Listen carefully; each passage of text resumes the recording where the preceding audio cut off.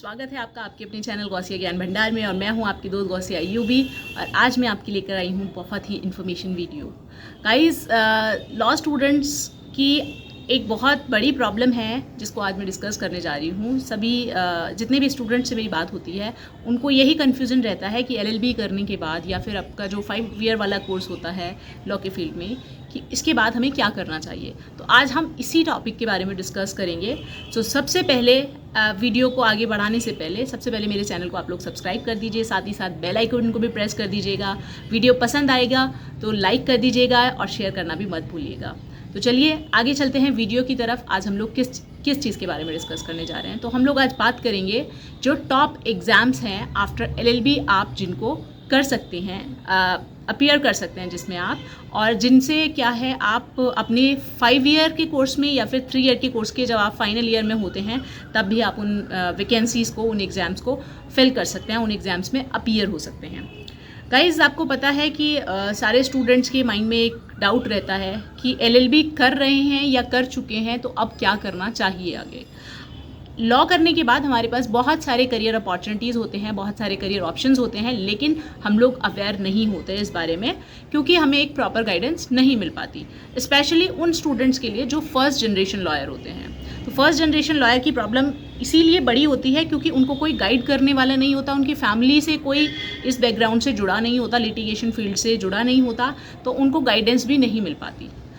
जहाँ तक कि हम लोग बात करें जुडिशरी और APO एग्ज़ाम के बारे में, तो हमें पता है कि जुडिशरी एंड APO एग्ज़ाम के बारे में आजकल स्टूडेंट्स को थोड़ी बहुत अवेयरनेस होती है, लेकिन उसके अलावा भी हमारे पास लॉ के फील्ड में LLB और 5 ईयर का कोर्स करने के बाद हमारे पास बहुत सारी करियर अपॉर्चुनिटीज़ होती हैं जिनके बारे में हम लोग अवेयर नहीं होते हैं।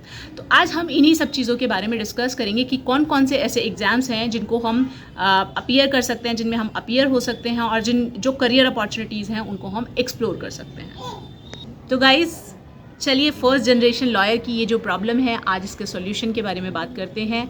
देखिए गाइस, जुडिशरी का एग्ज़ाम जो होता है और जो APO का एग्ज़ाम होता है उसके बारे में कहीं ना कहीं हम लोगों को थोड़ी बहुत अवेयरनेस होती है क्योंकि ये एक ब्रॉड टॉपिक है, तो इसको हम लोग सेपरेट लेके चलेंगे।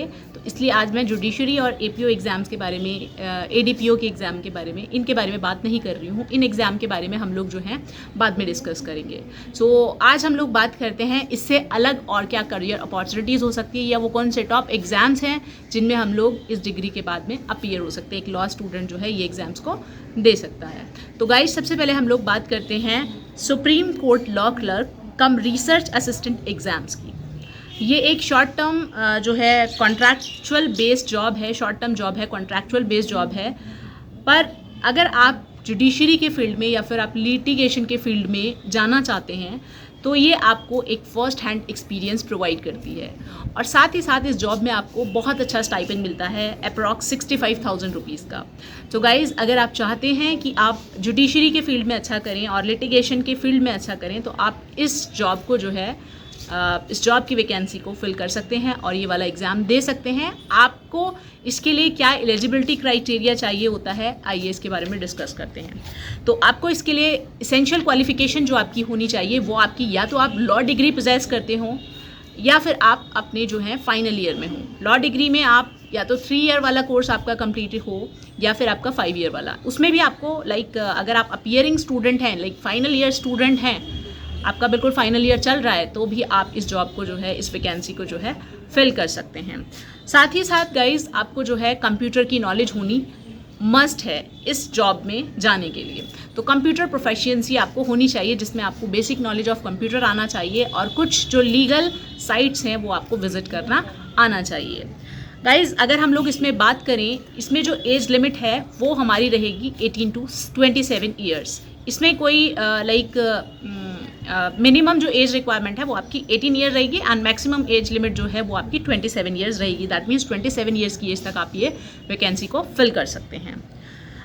गाइज, इसमें एक बात और बता दूं, नोट डाउन करने वाली बात है ये, इसमें जो है प्रैक्टिसिंग एडवोकेट आप नहीं होने चाहिए। अगर आपने लॉ अपनी कंप्लीट कर ली है और आप ऑलरेडी BCI में रजिस्टर्ड होकर आप ऑलरेडी प्रैक्टिस कर रहे हैं कोर्ट में, तो आप इस जॉब के लिए एलिजिबल नहीं हैं। दैट मीन्स प्रैक्टिसिंग एडवोकेट इस जॉब में नहीं जा सकते। तो गाइज़ अब हम लोग बात करते हैं एग्ज़ाम पैटर्न के बारे में। तो यहाँ पर आपके 2 टेस्ट होंगे, एक होगा written test and then second is interview. Written test में आपके 2 एग्ज़ाम होंगे, एक होगा आपका मार्क्स का एग्ज़ाम जिसमें आपसे पूछा जाएगा English, aptitude and general awareness के बारे में, और दूसरा आपका एग्ज़ाम होगा रिटन बेस्ड एग्ज़ाम जो आपका दूसरा होगा वो होगा 100 मार्क्स का।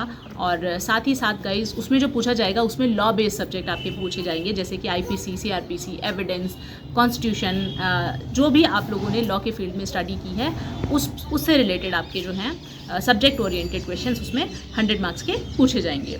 और उसके बाद आपका जो है ये एग्ज़ाम क्लियर करने के बाद आपको जो है इंटरव्यू प्रोसेस में बुलाया जाएगा।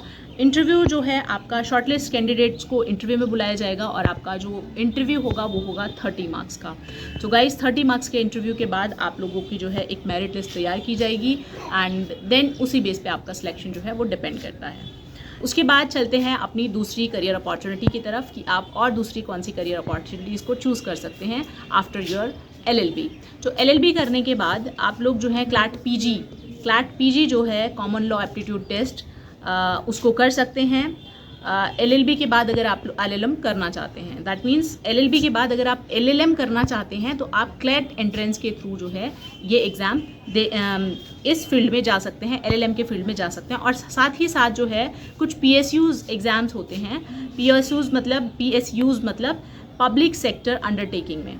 तो पब्लिक सेक्टर अंडरटेकिंग जो है वो कैंडिडेट्स को जो है पीजी स्कोर के बेस पे ही शॉर्टलिस्ट करती है।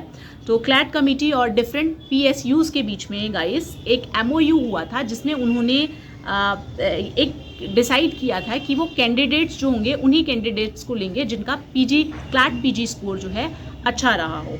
तो यहाँ पर हम लोग बात करते हैं, चलिए कुछ पीएसयूज़ के रिक्रूटमेंट कैंडिडेट, जो पीएसयू है रिक्रूटमेंट करता है जिन कैंडिडेट्स का, क्या क्या उनकी लिस्ट क्या क्या है, कौन कौन सी वो कंपनीज़ हैं जिसमें पीएसयू जो है पब्लिक सेक्टर अंडरटेकिंग जो है स्टूडेंट्स को सेलेक्ट करती है क्लैट के थ्रू।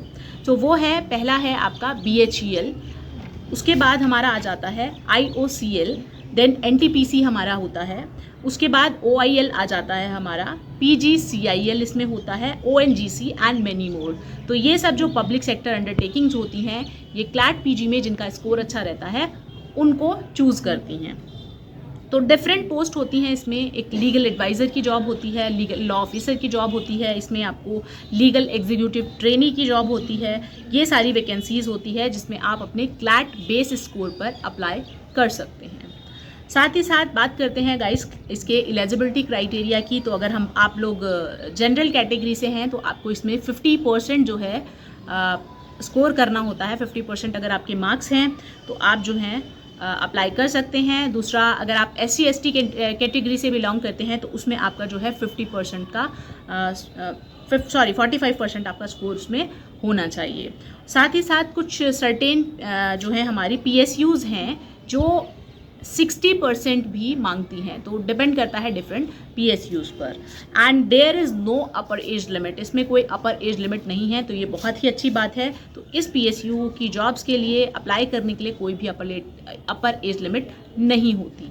तो this is beneficial for law students. अब अगर हम लोग बात करें सिलेक्शन प्रोसेस की कि सिलेक्शन किस तरीके से होता है, तो सिलेक्शन होता है गुड रैंक के ऊपर। जो आपका क्लैट PG में रैंकिंग अगर आपकी अच्छी है तो उस बेस पर होता है। तो फर्स्ट थिंग तो यही आ जाती है हमारी। सेकेंड थिंग हमारी आती है ग्रुप डिस्कशन होता है, उसके बाद इंटरव्यू होता है। इन दोनों प्रोसेस के बाद इंटरव्यू किया जाता है एंड देन आपका सिलेक्शन होता है। क्लैट PG के अगर हम लोग एग्ज़ाम पैटर्न की बात करें तो इसका जो एग्ज़ाम पैटर्न है इस MCQ बेस्ड होता है बेसिकली। इसमें आपके 2 एग्ज़ाम होते हैं, एक MCQ टाइप यानी कि ऑब्जेक्टिव टाइप, दूसरा होता है डिस्क्रिप्टिव, दैट मीन्स उसमें आपसे ऐसे पूछे जाते हैं। तो अगर हम लोग बात करें नेक्स्ट अपॉर्चुनिटी आपकी जो आती है वो आती है AIB की। जी हाँ, ये बहुत ही इंपॉर्टेंट एग्ज़ाम होता है, ऑल इंडिया बार एग्जामिनेशन।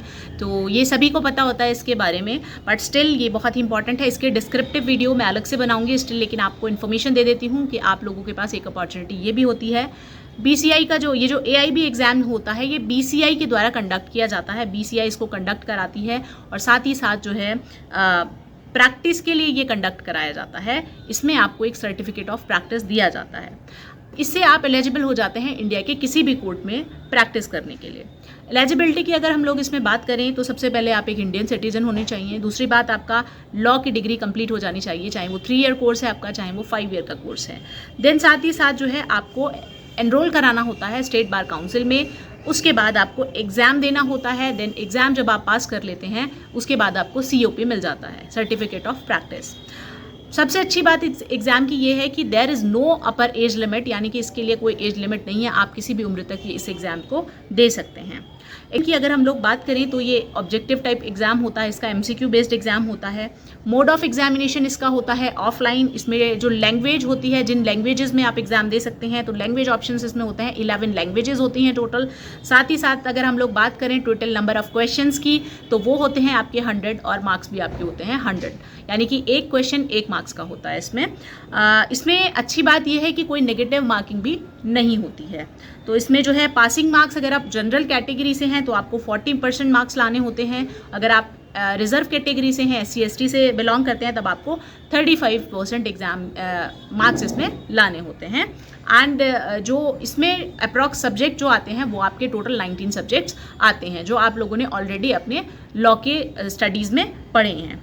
तो गाइज नेक्स्ट अपॉर्चुनिटी के बारे में बात करते हैं। नेक्स्ट अपॉर्चुनिटी हमारी आती है बैंकिंग लॉ से रिलेटेड। अगर आप लोग इंटरेस्टेड हैं अपने लॉ की स्टडी के फील्ड में, तो अगर आप लोग banking laws and commercial law में इंटरेस्ट रखते हैं तो आप IBPS एग्ज़ाम्स के बारे में बात कर सकते हैं, एग्ज़ाम्स के बारे में प्रिपेयर कर सकते हैं। तो पब्लिक सेक्टर जो बैंक है, IBPS जो है पब्लिक सेक्टर जितने भी बैंक्स हैं SBI को छोड़कर, उन सब के एग्ज़ाम के सिलेक्शन प्रोसेस को कंडक्ट करता है। लाइक जितने भी कैंडिडेट सेलेक्ट होते हैं ये सब IBPS के थ्रू सेलेक्ट होते हैं, सिवाय SBI को छोड़कर। तो इनमें जो है उनके रिक्रूटमेंट को जो है कंडक्ट कौन कराता है? IBPS कराता है। इसमें डिफरेंट लेवल्स होते हैं, जैसे IBPS PO, IBPS SO। तो इनकी रिक्वायरमेंट भी जो होती हैं गाइज वो डिफरेंट होती हैं। ये एक नेशनल लेवल का एग्ज़ाम होता है और साल में ये एक बार कंडक्ट होता है।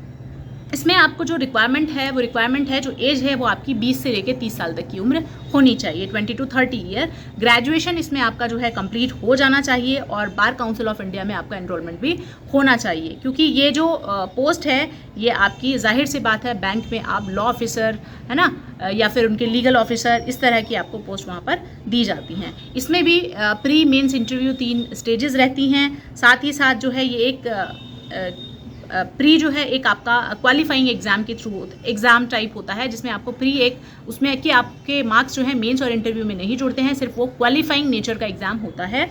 इसमें आपका आता है English, reasoning, general awareness, quantitative aptitude, ये सारे इन सभी सब्जेक्ट से आपके क्वेश्चंस जो है पूछे जाते हैं, इन सभी टॉपिक से क्वेश्चंस आते हैं।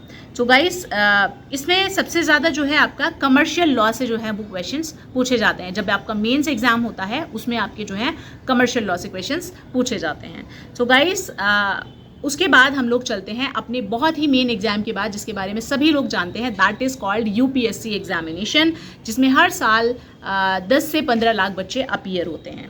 तो गाइज़ इसमें भी 3 प्रोसेस होते हैं, प्रीलिम्स, मेंस एंड इंटरव्यू। इसमें आपको ग्रेजुएशन कंप्लीट चाहिए होता है, उसके बाद आप ये एग्ज़ाम जो है भर सकते हैं। तो इसमें आपका सबसे बड़ा UPSC एग्ज़ाम में फ़ायदा क्या रहता है? जो इंडियन पॉलिटी है वो सबसे इंपॉर्टेंट सब्जेक्ट होता है, जो आपका कवर अप हो जाता है। जो लॉ का सब्जेक्ट है इंडियन कॉन्स्टिट्यूशन, तो वहाँ से जो है ये कवर अप हो जाता है। तो स्टेट पब्लिक सर्विसेज कमीशन जो है इस गाइज, इसके अलावा भी हमारे पास बहुत सारे करियर अपॉर्चुनिटीज़ होते हैं, जैसे SSC CGL की बात करें, RBI लॉ ऑफिसर एग्जाम की बात करें, है ना। तो यहाँ पर भी हमारे पास बहुत सारी करियर अपॉर्चुनिटीज़ हैं, उनको भी फिर हम कभी डिस्कस करेंगे। बट स्पेशली आप लोग याद रखिएगा कि आपके पास लॉ के एग्ज़ाम्स देने के बाद, दैट मीन्स LLB कंप्लीट करने के बाद आपके पास काफ़ी सारे करियर अपॉर्चुनिटीज़, करियर ऑप्शंस होते हैं। तो हमने यहाँ पर बात की है जो टॉप एग्ज़ाम्स आप लोग दे सकते हैं अपने LLB के बाद में या 5 ईयर के कोर्स के बाद में। तो गाइज़ आज की ये इन्फॉर्मेशन आप लोगों को कैसी लगी, क्या आप लोगों के लिए बेनिफिशियल रही है? तो अगर आपको वीडियो पसंद आई है प्लीज़ मेरे चैनल को सब्सक्राइब कीजिएगा, वीडियो को लाइक कीजिएगा, शेयर करना मत भूलिएगा और मुझे आपके कमेंट्स का भी इंतज़ार रहेगा। So guys thank you so much for watching. हंसते रहिए, मुस्कुराते रहिए, सदा खुश रहिए।